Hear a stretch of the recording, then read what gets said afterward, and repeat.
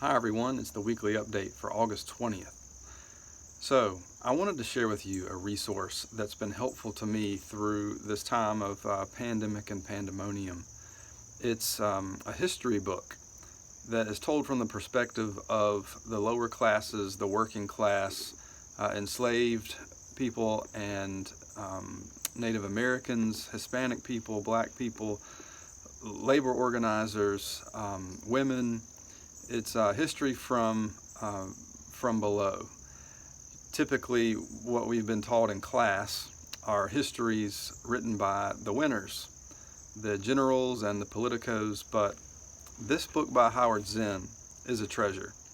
It's called A People's History of the United States, and it was written, I don't know, maybe 40 years ago, but there are new editions, and it's updated now to about the year 2000. Howard Zinn died several years ago, but the book remains a powerful resource for those who are seeking different perspectives of historical analysis. One of the things that I appreciate about this book is a story that Chris Hedges tells. Chris Hedges is a Harvard Divinity graduate and a journalist, a Pulitzer Prize winner, foreign war correspondent, and now a weekly columnist. And Hedges tells the story of going into a prison where he was teaching a class on history, American history, and he convinced the prison guards that he should be able to teach this particular book as a textbook to the class. And the prison guards were like, yeah, whatever, go teach your class.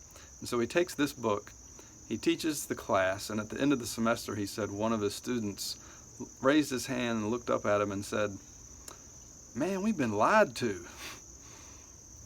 Well, we have been lied to quite often in many different ways. But this book is a book that offers a different perspective and can run as a kind of counter-narrative to some of the ways that we've learned our own history. So I encourage you, it's a long book, and if you don't have a lot of time on your hands right now, maybe it's not the time to pick this one up. It's about 700 pages. But there's 700 riveting pages, and mine's so dog-eared that I'm afraid to give it to anybody to borrow it. It'd be hard to read it at this point, but that's how much I've enjoyed it.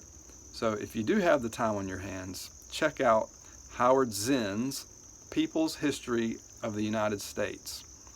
It'll occupy your time pretty well in these days, and you'll learn a lot too. Y'all take care until next week.